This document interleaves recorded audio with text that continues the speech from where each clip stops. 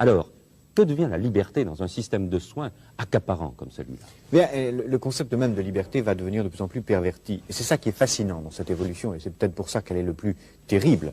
C'est qu'elle va récupérer tous les concepts, y compris celui de liberté. Je dirais même, y compris les idées d'Illich dont vous parliez tout à l'heure.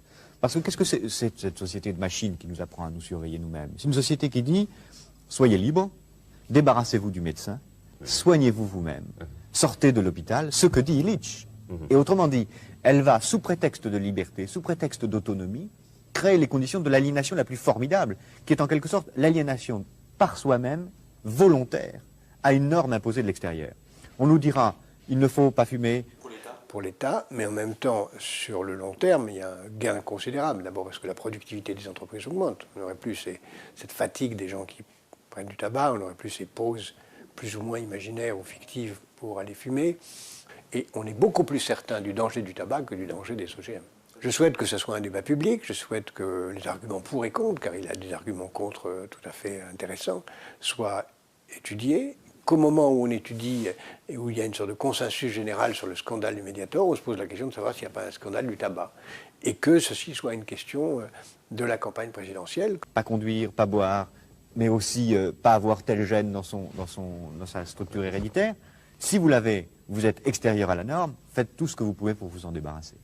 Et autrement dit, on fera que ce qui est la forme absolue de la dictature, que chacun d'entre nous ait librement, entre guillemets, envie d'être conforme à la norme.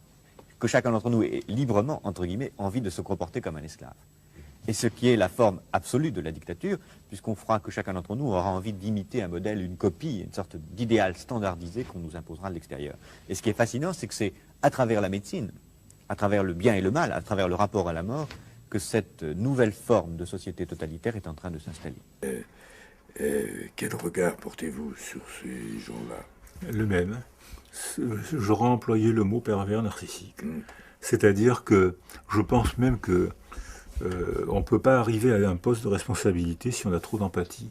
Si on se met à la place, comment je vais faire pour décider que je vais sacrifier toute une partie de la population pour privilégier une autre partie de la population. Le pas mental, le pas intellectuel, le pas de côté, c'est très important pour parler des mondialistes, des psychopathes, pour parler du Covid, de la théorie, des théories du complot, de la guerre de l'information. Il y a quand même, je voudrais qu'on s'attarde un tout petit peu sur les psychopathes ou les sociopathes. Et vous dites, attention, et alors vous avez cette théorie, est-ce que c'est une théorie du complot ou pas, de cette minorité? Il y a une minorité de gens, vous parlez d'une étude que je ne connaissais pas, qui est en tout cas tout à fait intéressante, et qui sont un peu, eux, en dehors des passages shootés, et qui sont des sociopathes, c'est-à-dire que vous dites que le sens du bien et du mal ou de la morale n'existe pas pour eux. Oui, tout à fait. Alors, je fais référence à un article donc, qui s'appelle de la pathocratie. La pathocratie. Voilà, qui s'appuie sur une discipline qui s'appelle la ponérologie, qui était faite par des psychiatres polonais sous l'occupation soviétique, qui ont commencé à travailler en fait sur quel est le mal d'un point de vue cognitif ou d'un point de vue politique.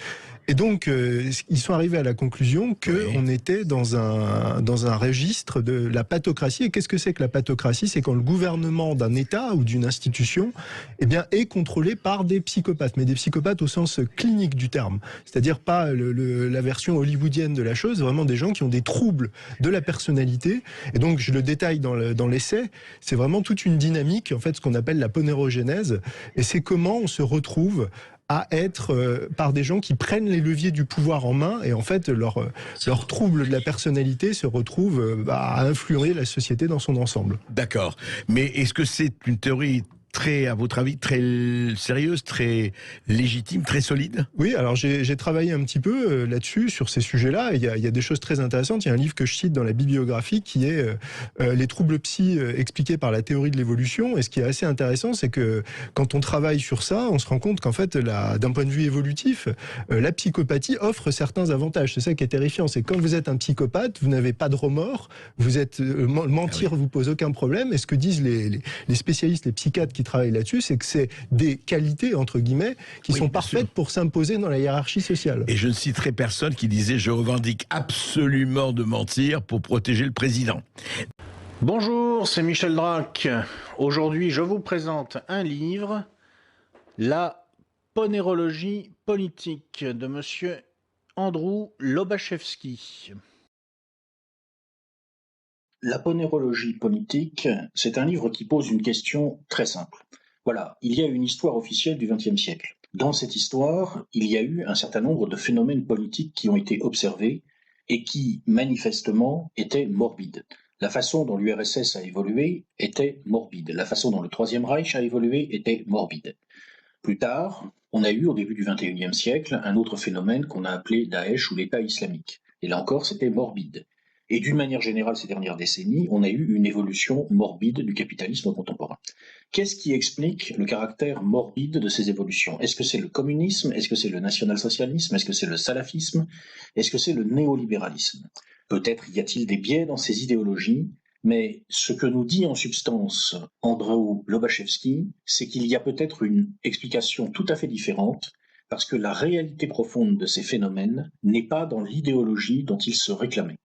Lobachevsky n'a pas pu travailler dans des conditions normales. Il n'avait pas un laboratoire à sa disposition.